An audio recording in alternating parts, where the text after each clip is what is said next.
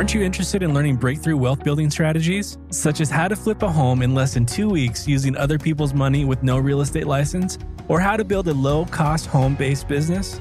You can discover how to take passive income from any source and invest it into real estate, stocks, or business to become financially independent investing in any market with Residual Roads Business Institute.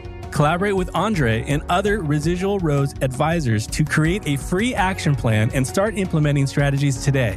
Go to www.residualroads.com or email info@residualroads.com. Welcome to the Investing Uncensored podcast. You've been searching for different ways to become financially independent or generate passive income to live out your life's purpose as you've seen others do it, but need insight on how. Well, get excited because here you'll discover the tips and resources to fulfill that need. Andre Stewart has spent more than a decade successfully making it happen for himself and others. This is the Investing Uncensored podcast.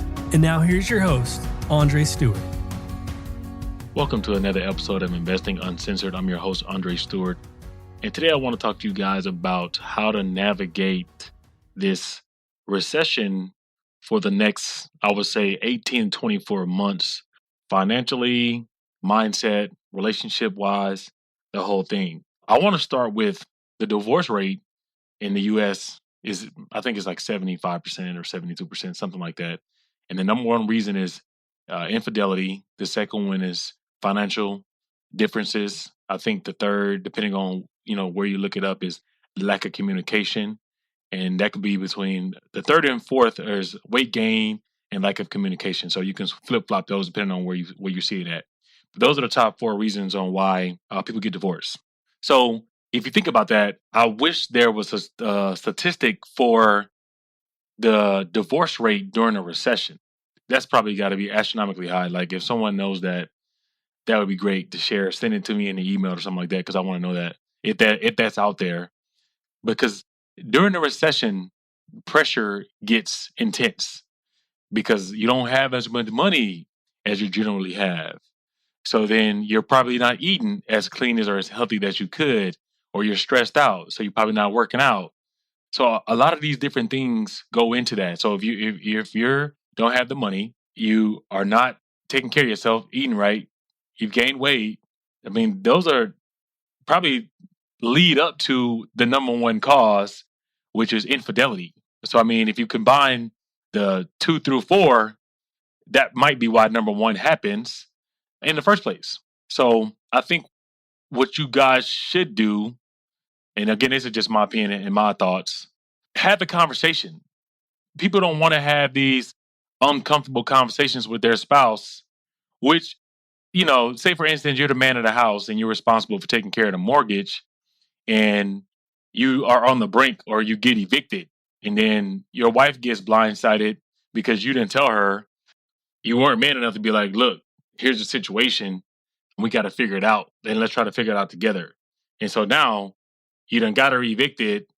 The hierarchy's broke down. She don't trust you anymore. Yeah, you might as well get a divorce. And that's probably candid for me saying that. But I'm saying once you break the trust on something like that and then you get her evicted, yeah, man, I wouldn't want to be in the house if I got my wife evicted and I didn't tell her. Yeah, and the crazy part about it is if she does have money from working and she has a job and she had just had a savings account, had you told her, she could have probably put some money up and kept you guys in the situation, right? She could have, but you don't know, or you didn't know because you didn't ask her and you didn't tell her. So now you got evicted for no reason. So I think before it gets to that point, communicate, man. Like if you guys are in a relationship, you should be comfortable with having uncomfortable conversations, right? If you know anything about me in my previous podcast, I'm all about, living in the uncomfort. I think that's on the other side of that, there's growth. So don't be afraid to have these conversations, man. And the reason I'm bringing this up is because the economy is getting worse. And we are starting to ramp up with our search for finding, distressed property owners. And so we're seeing so many different properties that are going into foreclosure. And we know that some of these people don't know, for one, but we know that, so how men are a certain type of way. We try to like put it on our back. Well, I don't know about nowadays. People don't got soft, so they might not. They might be putting it on her back. But we don't want to share information like this because you want to kind of have it handled. And then your significant other, your spouse, is expecting you to do certain things or provide in a certain capacity, and you can't do it. And she don't know. She just think you're not trying to do it or don't want to do it, which is probably making her feel a certain type of way. We're just seeing so many properties that are coming up for pre-foreclosure. And so that's only going to increase. I mean, foreclosures are up. You heard me say it, 157%. This was a month or so ago. That number is obviously going to increase. And I think, I can't think of the name of the company today. It might have been Ford that just laid off 3,000 people that I've seen. So this thing is coming. And so I think to navigate through this thing correctly, you need to communicate with your partner so they know what's going on. And they're not blindsided by some stuff on both sides. You know what I mean? People have certain expectations in relationships, and in times like this, it needs to be managed on both sides. I think more so now than any time, any money you spend should have an ROI. It don't matter what you're spending money on; it should have a return on investment, especially at this point of where we at in the economy. So if you want to go and do something, you need to weigh what that return on investment is going to be. I know that sounds bad to say it like that, but like the return on investment could be a new experience between you and that person that is worth the experience, not just because we're going to go out here and do this. No, it has to be worth it. Like, do you want to spend $300 or $400 doing this when you can spend $300 or $400 or $500 doing that, which is going to be more memorable, something that'll last longer. So if it's not that, do you want to spend $150 on a pair of shoes when you can spend $150 and buy a JNUG, which is a gold stock that's down to $30?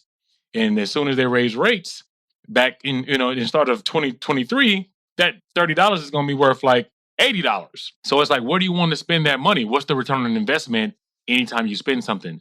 So I think that's something that we should be thinking about more so now than ever. Don't just think about your return on investment being something that's connected to the stock market or real estate. Your return on investment is whatever it is. You know what I mean? Money's money, and it got to be spent. And you should be strategic on how you spend it more so now than ever. And I'm going to keep saying that because we are in the beginning stages. So obviously, the more money you have stashed, you could take advantage of an investment opportunity. So maybe you skip the dinner to go out. You know what I mean? If you want to go to a nice restaurant, that's cool. Do it once in a while. But maybe you skip that dinner. Maybe you save up instead of spending $400 on a night. How about you spend $400 on a plane ticket and you go somewhere that's more memorable, and then you go out to eat when you go there or something like that? That to me probably makes more sense. So I think you think about things like that versus just feeling like you have to have it now. And society has changed us, especially Amazon, to this instant gratification life. Like before, you couldn't buy anything unless you went to the store and get it within 3 or 4 hours. You had to go to the store and get it. But now you can buy anything on Amazon. And if you have Amazon Prime, you can get it literally in like 4 hours. I mean, they got drones dropping stuff off, so it's crazy. So this is kind of what I think you guys need to be thinking about moving forward. So how do you develop the mindset to do this? How do you develop these habits? You start scaling back right now. So if you are going out and you are buying a lot and you're doing a lot of spending, whatever that is, man, like take that money, and there's something called jars. I'm going to go over jars with you guys.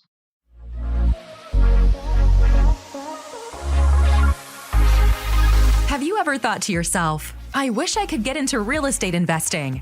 You can change this as quickly or as slowly as you want to now. Imagine yourself networking and making new connections in real estate globally, or buying an investment property in a market or country that fits your needs. People do. They know what I'm talking about, and now you can too with InvestFar. Connect and join the network.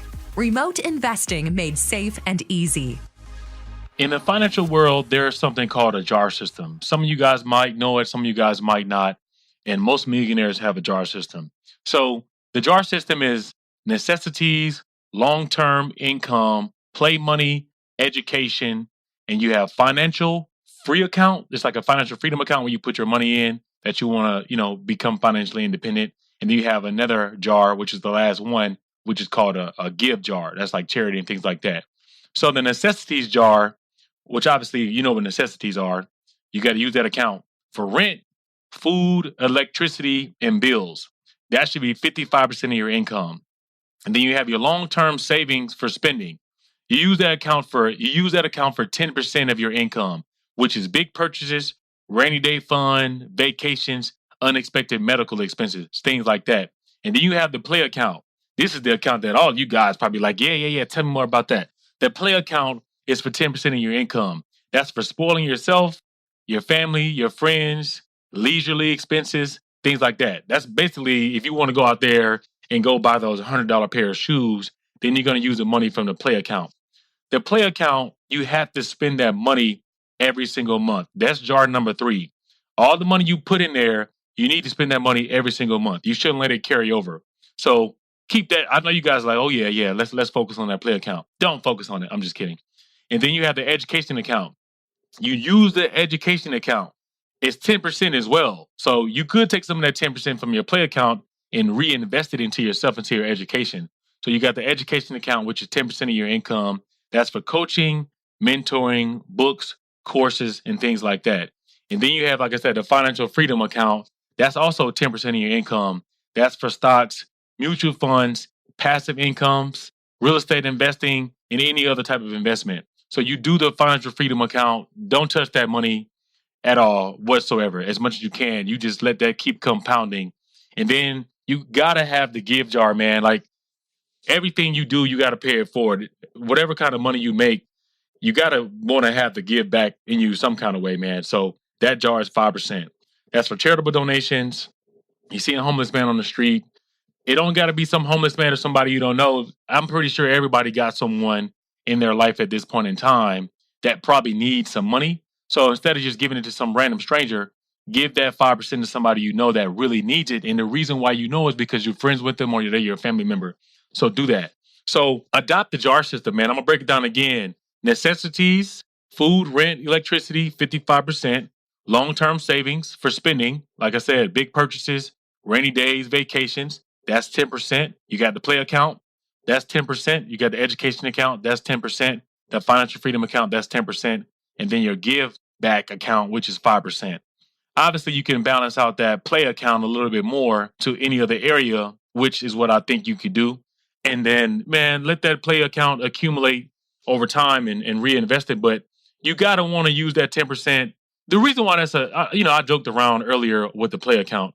I think you use it, man. Spend it because if you spend that 10% every single month, it's going to limit you or put a stop on you going out and spending more than you should on, extracurricular activities. So I think you use it every month, man. And I don't use mine every single month, but when I do use it, I do. Like I'll go on a major trip or something like that. So I'll let mine compound just because I'm super far along in the whole jar system with doing this. But guys, I think this is the kind of things that you should be doing if you want to manage your situation and get you to the next level and have financial freedom. There's a lack of financial literacy that's readily available for people who are really trying to get into a financial independent lifestyle or become wealthier, become rich. You know what I mean? So like you have to develop your own systems or figure out how to do what rich people are doing. And doing the jar system is what they do. You know what I mean? The majority of the millionaires or financially independent people have some kind of system in order to stay and keep that lifestyle. You know what I mean? Because when you're an entrepreneur, you don't have a steady income coming in. It's not like you're getting a $10,000 check every month to make sure that you see through your life like a person that does have a job. So you have to have systems in place to make sure that you can do that, to make sure that you can keep that lifestyle. Like some months you can make $60,000 or $70,000 as an entrepreneur, and then the next month you might not make anything. You might make $3,000 or $4,000. So if you don't have a system in place, you're not going to be able to know how to manage that money that you get that will take you through 2 or 3 months. Then when you might have a down period. So I think you guys should understand that you have to have some kind of system in place, whether you are a millionaire, whether you are financially independent, whether you are a person that has a 9 to 5, you all going to have a system. It's going to be different from the other person's, but you need to have something in place. And why not do something that rich people are doing, or people that you look up to and want to have a similar lifestyle to them. So, guys, I think you should adopt the JAR system. I think you should adopt the new mindset. I think you get used to having these uncomfortable conversations with your spouse, and your life will turn out better, man. Like when you can be open and have a fluid conversation with your spouse about money, about them gaining weight, about any of that, man, you should be able to tell your wife, like, hey, like, man, like, what's up? You gained a little weight. Or she could say the same thing to you. It's funny because when you're in the, like, again, I use Colombia as an example because I'm always there. And they don't care. Like, they'll tell you, they'll call you gordo. They'll call you all kind of other cultures have no problem with telling their significant other that they fat or that you done gain weight. They don't care. But over in the States, it's like, we're so sensitive. We're so sensitive to saying things like that. It's like people over there, especially like if you're black, they might be saying, hey, ¿qué pasó, negro? They're just saying, what's up, black? Because you black. They're not saying it to be racist. That's just kind of how it is. But let you say that to someone in the States, it's going to be a problem. So I'm just saying, like, we've gotten so sensitive in the U.S. that we can't even have certain candid conversations without somebody feeling a certain type of way. And it shouldn't be like that. You know what I mean? So get comfortable having uncomfortable conversations, because once you get through that, there is a freeing feeling behind you having this, because you got to be weighing it on your shoulders. You got to be weighing that conversation that you want to have, but you can't have it. And then by the time you do have it, or when you get a chance to have it, it's in a blow up. When you mad and now you just saying stuff. So guess what? That's going to be less impactful to the entire situation. And the person that you're trying to have the conversation with is not going to hear you, versus you having it when everything is cool and you guys are calm. You can have one of those uncomfortable conversations. And then once you have it and it's over with, you move on. Now you know how to, maneuver the situation. And you guys are more than likely going to maneuver it together because you didn't have it in some kind of heated conversation, heated argument. So, guys, I just wanted to hop on here real quick. It's not going to be a long podcast, and just give you a couple tips, mainly the JAR system, on what I think you guys should be doing as far as forming a habit in this coming recession, because this is going to be a 18 to 24 month thing. And it could be longer, man. You know what I mean? I think it could be longer unless we see the Fed, I got to bring them up, unless we see them start changing course in January or February. And that'll be a lag. So if they lower rates in January, February, March, then we won't feel that until August or September. And so by that time, we'll be heading into 2024. So we're going to be in this for a while. So anyway, get the right mindset, adopt the JAR system, have conversations with your spouse, and make sure you guys get through this recession on the outside of it and be a lot stronger physically, emotionally, relationship-wise, the whole thing. All right, guys, I just wanted to hop on and do a quick podcast and give you just my thoughts on what I think should be taking place right now as far as habit forming for the next 18 to 24 months. If you found it helpful, share it with your friends. You know what? Before I hop off, I'm thinking about doing the podcast on YouTube. I'm still going to do, Investing Uncensored. I'll do the audio, but I think I'm going to go to video. Let me know what you think. Let me know if that's a good idea, man. I'm just trying to reach different people, man. Some people love YouTube and some people like podcasts. And this is just a different demographic. So I'm just trying to get this information out on my knowledge on, how I can pay it forward however I can. So I might do a YouTube channel, man. So guys, stay tuned for that. And if I do, I will let you guys know what my YouTube channel is. Until then, see you on the next episode. Peace. Aren't you ready to start a business or grow your real estate investing portfolio? If you answered yes, allow Andre and the expert advisors at the Residual Roads Business Institute to fast track and put you on a path to full-time investing. The greatest transfer of wealth in our lifetime is occurring over the next few years, and you can take advantage if you know what to look for. In order to be successful at real estate investing, you need to learn how to leverage your current resources to generate quick money, big money, and retirement money. Let Residual Roads advisors craft a plan to get you through these phases using little or no money in 6 months or less. Don't wait for a job. Create one for yourself and others. Go to residualroads.com for mentorship, and for our free course, go to residualroads.thinkific.com.